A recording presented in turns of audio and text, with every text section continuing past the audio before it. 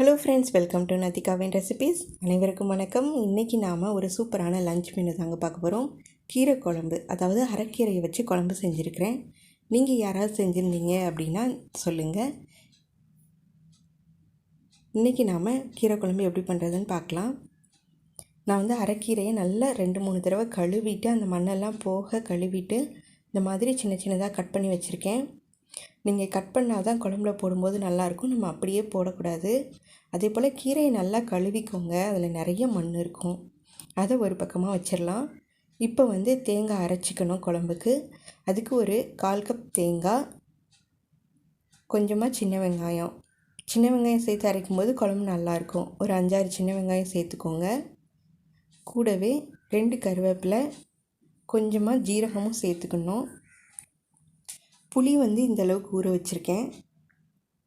இப்போ நம்ம ஜீரகமும் சேர்த்துக்கலாம். ஜீரகமும் சேர்த்துட்டு 1 ஸ்பூன் கிட்ட சேர்த்துக்கலாம். அதை நல்லா அரைச்சிட்டு வந்துடலாங்க. கொஞ்சமாக தண்ணி சேர்த்து அரைச்சிக்கோங்க. இந்த மாதிரி இப்போ நம்மளுக்கு மசாலாவும் ரெடி ஆயிடுச்சு. அதையும் நம்ம ஒரு பக்கத்தில் வச்சிடலாம். இப்போ நம்ம குழம்பு ப்ரிப்பரேஷன் பார்க்க போகிறோம். நான் ஒரு மண் பாத்திரத்தை அடுப்பில் வச்சுருக்கேன். ஒரு ஸ்பூன் அளவுக்கு எண்ணெய் சேர்த்துருக்குறேன். இப்போ கொஞ்சமாக வெந்தயம் சேர்த்துக்கலாம் தாளிக்கிறதுக்காக. முதல்ல கொஞ்சமாக ஜீரகம், ஒரு 7-8 சின்ன வெங்காயம், இது எல்லாத்தையுமே சேர்த்து கொஞ்சம் எண்ணெயில் வதங்கட்டும். சின்ன வெங்காயம் லாஸ்ட்டில் நம்ம தாளிப்போங்க. இப்போ முழுசாக சேர்க்குறேன். அது குழம்புக்கு நல்ல மனம் கொடுக்கும். அதனால் நம்ம எலுமிச்சம்பழம் அளவு புளி ஊற வச்சுருந்தோம் இல்லைங்களா, அதை கரைச்சி சேர்த்துக்கலாம். எவ்வளோ தேவையோ அந்த அளவுக்கு தண்ணியும் சேர்த்துக்கலாங்க. இந்த குழம்பு ரொம்ப ரொம்ப நல்லாயிருக்கும். இது எங்கள் அம்மாவோட ரெசிபி தாங்க. ரொம்ப சூப்பராக செய்வாங்க. எங்கள் வீட்டில் எல்லாருக்குமே ரொம்ப பிடிக்கும்.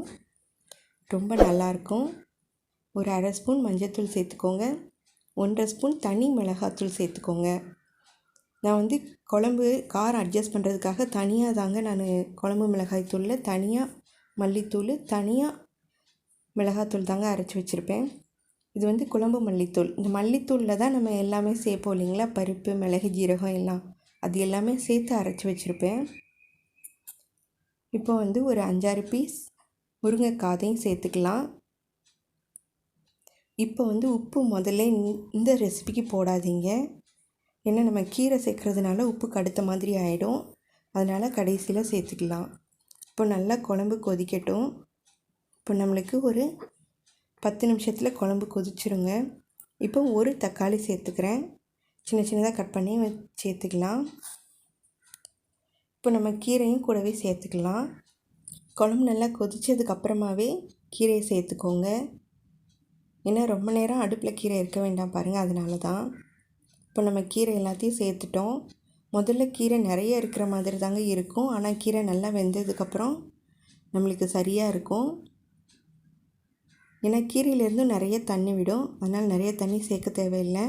கொஞ்சமாக மட்டும் சேர்த்துட்டு மூடி வச்சிடலாம். இப்போ நம்ம அரைச்சி வச்சுருந்ததை சேர்க்க போகிறோம். கீரை போட்டும் குழம்பு கொதிச்சிருச்சுங்க. இப்போ நம்ம அரைச்சி வச்சுருந்த தேங்காயை சேர்த்துக்கலாம். தேங்காயை சேர்த்துட்டு நல்லா மிக்ஸ் பண்ணி விட்டுருங்க. தேங்காய் போட்டு ரொம்ப நேரம் கொதிக்க தேவையில்லைங்க. அந்த தேங்காயோட பச்சை வாசனை போகிற அளவுக்கு நீங்கள் ஒரு 10 நிமிஷம் கொதிச்சா போதும். அப்போ தான் எல்லாம் ஒன்று சேர்ந்து வரும் குழம்புல. தேங்காய் குழம்பு எல்லாமே. குழம்பு கொஞ்சம் தண்ணியாக இருக்கிற மாதிரி தாங்க இருக்கும். இப்போ நம்ம உப்பு சேர்த்துக்கலாம் கடைசியில். உப்பு சேர்த்து குழம்பு நல்லா கொதிச்சதுக்கப்புறம் எல்லாம் ஒன்று சேர்ந்து வந்ததுக்கப்புறமா நம்ம குழம்பு ஆஃப் பண்ணிக்கலாம். குழம்பு நம்மளுக்கு ரெடி ஆகிடும். கீரை சாப்பிடாத குழந்தைங்களுக்கு கூட இந்த மாதிரி செஞ்சு கொடுங்க. கீரை கண்டிப்பாக சாப்பிட்டு தாங்க ஆகணும், அதனால் சாப்பிட்ருவாங்க. கீரையில் நிறைய விட்டமின்ஸ் இருக்குது. அதனால் நமக்கு கீரை ரொம்ப முக்கியம். வாரத்தில் ஒரு நாளாவது கீரை சாப்பிடுங்க. குறைஞ்சது ஒரு நாளாவது சாப்பிட்ணும். நம்ம வாரத்துக்கு 3 நாள் கிட்ட கீரை எடுத்துக்கலாங்க. நீங்கள் ட்ரை பண்ணி பாருங்கள். இப்போ நம்மளுக்கு கீரை குழம்பு ரெடி ஆயிடுச்சு. நம்ம அடுத்து கூட்டு செய்யலாங்க. கூட்டு செய்கிறதுக்கு பார்க்கலாம். நான் இன்றைக்கி சுரக்காய் கூட்டு செஞ்சுருக்கேன். சுரக்காயுமே ரொம்ப ரொம்ப நல்லதுங்க. அதுக்கு கடலைப்பருப்பு கொஞ்சம், துவரம்பருப்பு கொஞ்சம் ஊற வச்சுருக்கேன். அதுக்கும் ஒரு தேங்காய் அரைச்சிக்கலாம். ஒரு 1/4 கப் தேங்காய், 2 பல் பூண்டு, ஒரு 4 சின்ன வெங்காயம், கொஞ்சமாக ஜீரகம், கருவேப்பிலையும் சேர்த்துக்கலாங்க. கருவேப்பிலையும் கொஞ்சமாக சேர்த்துட்டு ஒரு பச்சை மிளகாய் சேர்த்துருக்கேன். இது வந்து காரமாக இருக்குது மிளகாய், அதனால் 1 மட்டும் சேர்த்துருக்கேன். நீங்கள் உங்களுக்கு தகுந்த மாதிரி காரம் சேர்த்துக்கோங்க. இப்போ வந்து நம்ம தேங்காயும் ரெடி ஆயிடுச்சு.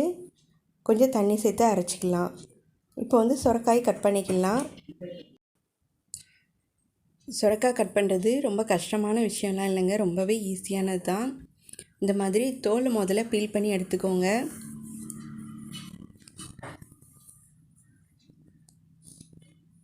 நமக்கு இளம் சுரைக்காவாக இருந்தால் ஈஸியாக அந்த தோல் வந்துடுங்க. இந்த மாதிரி எல்லா தோலையும் கட் பண்ணி எடுத்ததுக்கப்புறமா உள்ள விதையை எடுத்துக்கோங்க. இளம் சுரைக்கானா ரொம்ப விதை இல்லாமல் இருக்கும். இதுவும் அப்படி தான் இருக்குது. இளம் சுரைக்கானா விதையோட கூட சேர்த்துக்கலாம். ஆனால் நான் எப்போவுமே விதை எடுத்துருவேன், அதனால் எடுத்துட்டேன். இந்த மாதிரி முதல்ல நீளமாக கட் பண்ணிக்கோங்க. அதுக்கப்புறமா நம்ம கிராஸாக கட் பண்ணும்போது நமக்கு ஈஸியாக இருக்கும். நமக்கு குயிக்காக கட் பண்ணிடலாங்க. கத்திட்டு கட் பண்ணும்போது ரொம்பவே ஈஸியாக இருக்கும். பாருங்கள், நம்மளுக்கு சூப்பராக கட் ஆயிடுச்சு. இப்போ வந்து ஒரு குக்கரில் நான் தண்ணி சேர்த்துக்கிறேன். கொஞ்சமாக ஊற வச்சுருந்த பாசிப்பருப்பு, கடலைப்பருப்பு சேர்த்துக்கிறேன். நீங்கள் தனித்தனியாகவே கூட பாசிப்பருப்பு மட்டும் கூட போட்டு கூட்டு செய்யலாம், இல்லை கடலைப்பருப்பு மட்டும் போட்டு கூட்டு செய்யலாம், துவரம்பருப்பில் கூட செய்யலாங்க.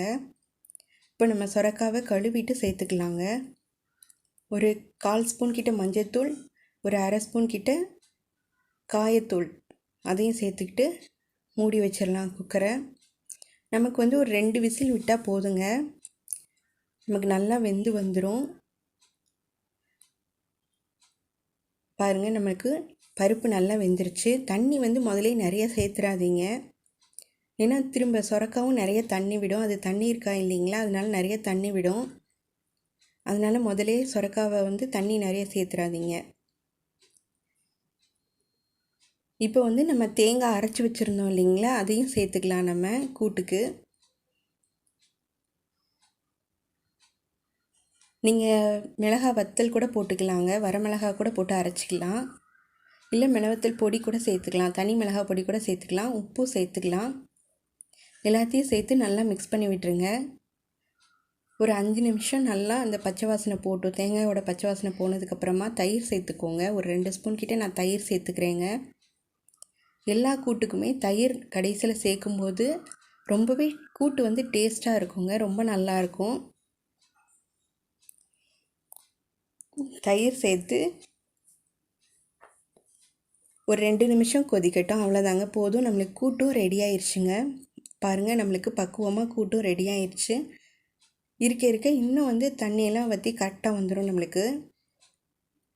இப்போது நம்ம தாளிப்பு கொடுத்துக்கலாம். கூட்டுக்கும் குழம்புக்கும் ஒரே தடவையிலே தாளிச்சிடலாங்க. ஒரு கடாயில் 2 ஸ்பூன் கடலெண்ணெய் சேர்த்துக்கோங்க. அதில் கடுகு உளுந்தம்பருப்பு சேர்த்துக்கலாம், ஒரு 2 ஸ்பூன் சேர்த்துக்கலாம். நீங்கள் பெரிய ஸ்பூனாக இருந்தால் 1 ஸ்பூனே போதுங்க கடுகு உளுந்தம்பருப்பு, இல்லைன்னா ரொம்ப கடுகாக தெரியும் குழம்புல. இப்போ நல்லா கடுகு பொரியட்டும். கடுகு பொரிஞ்ச பின்னாடி வெங்காயம் சேர்த்துக்கோங்க. சின்ன வெங்காயம் ஒரு 5 சின்ன வெங்காயம் சின்னதாக கட் பண்ணி வச்சுருந்தேன், அதை சேர்த்து இந்த கோல்டன் ப்ரௌன் வந்ததுக்கப்புறமா கருவேப்பிலையும் கொஞ்சம் சேர்த்துக்கலாம். இப்போ வந்து நம்ம குழம்புக்கும் கூட்டுக்கும் தாளித்து கொட்டிடலாங்க. சுரைக்காவும் உடம்புக்கு ரொம்ப ரொம்ப நல்லது. வெயிட் லாஸில் இருக்கிறவங்க அதிகமாக சுரைக்காய் எடுத்துக்கலாம். அதே மாதிரி கீரையும் ரொம்ப ரொம்ப நல்லது உடம்புக்கு. இப்போ நம்ம குழம்புக்கு தாளிச்சிட்டோம், இப்போ கூட்டுக்கும் தாளிச்சிடலாங்க. நம்ம கடைசியில் இந்த மாதிரி தாளிக்கும் போது குழம்பு கூட்டு நல்ல மணமாக டேஸ்ட்டாக இருக்குங்க. இப்போ நான் வந்து ஒரு தோசைக்கல் வச்சுருக்கேன், அதில் கொஞ்சமாக எண்ணெய் ஊற்றிட்டு மிளகாத்தூள், வரமிளகாத்தூள் இருக்கு இல்லைங்களா, அது மட்டும் சேர்த்துக்கிறேன். முட்டை வேக வச்சு இந்த மாதிரி சின்னதாக கட் பண்ணி வச்சுருக்கேன். அப்படியே வேக வச்ச முட்டையை என் பையங்க சாப்பிட மாட்டேன்றாங்க, அதனால் இந்த மாதிரி செஞ்சு கொடுத்துருவேன். கொஞ்சமாக பெப்பர் போட்டு நல்லா மிக்ஸ் பண்ணி விட்டுருங்க. உப்பு நான் வந்து சேர்த்து தான் முட்டை வேக வச்சதுனால இதில் உப்பு சேர்க்கல, நீங்கள் வேணும்னா சேர்த்துக்கோங்க. இப்போ நம்மளுக்கு முட்டை மசாலாவும் ரெடி ஆயிடுச்சு. இப்போ நம்ம சர்வ் பண்ணிடலாம். பாருங்கள், நம்மளுக்கு கீரை குழம்பு, சொரக்காய் கூட்டு, முட்டை மசாலா இது ரொம்பவே 3மே ஹெல்த்தியான ஆப்ஷன் தாங்க. ரொம்பவே நல்லதும் கூட உடம்புக்கு. நம்ம சேனல் உங்களுக்கு பிடிச்சிருக்கும்னு நினைக்கிறேன். நீங்களும் செஞ்சு பார்த்துட்டு எப்படி இருக்குன்னு சொல்லுங்கள். சப்ஸ்கிரைப் பண்ணுங்கள், லைக் பண்ணுங்கள், ஷேர் பண்ணுங்கள், கமெண்ட் பண்ணுங்கள். Thank you friends. நன்றி.